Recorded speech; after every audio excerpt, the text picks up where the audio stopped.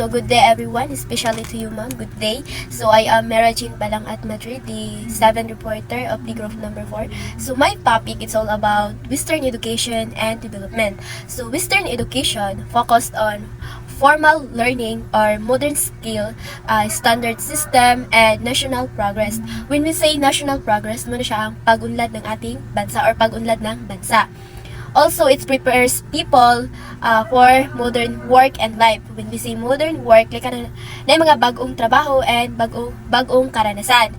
While also, ga-open sila o global knowledge. Like na gahatag sila o kanang bagong kaalam para sa tuang tanan or dili lang para sa imuha kundi in whole world. And when we say development, it means the growth, progress, and improvement of people, knowledge, skills, economy, and society as a result of this education or the whole world. So to formally start my discussion, so we all know that Asia is home to the world oldest civilization and early form of learning. Then when European powers arrived, first for trade and later for colonialization. Yes, sinakop tayo ng mga European.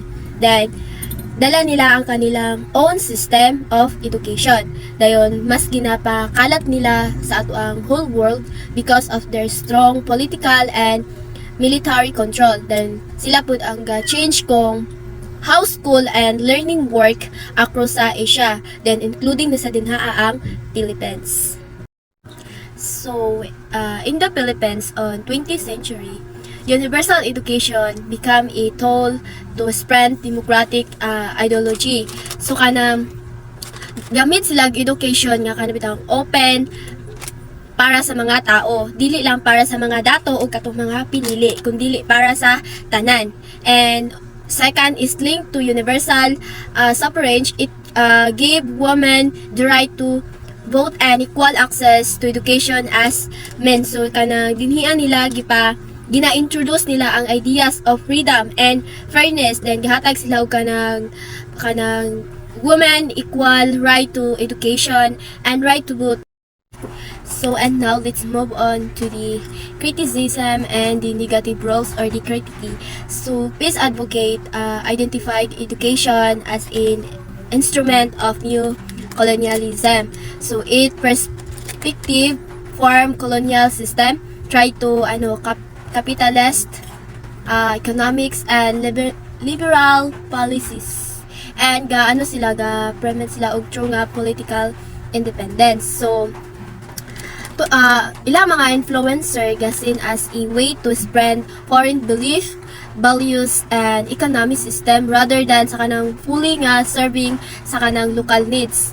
But during sa new colonial nga effect, keep sila country nga kanang independent on foreign models. Then mga critics say it delays kanang true independence and ignores local culture.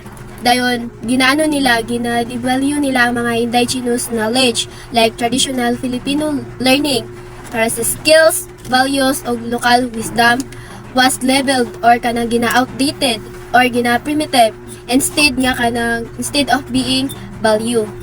Yes.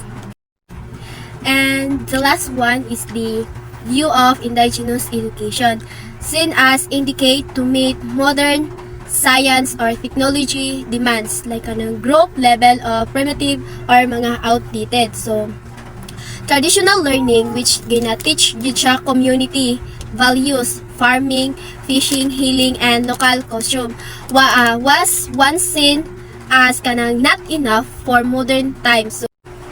So today we recognize it as valuable.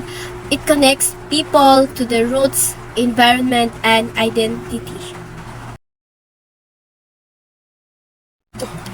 So for the last one, or the summary of my topic, Western education gabot siya of progress, equality, and modern skills, but it also carried foreign influence and reduced respect for our own knowledge.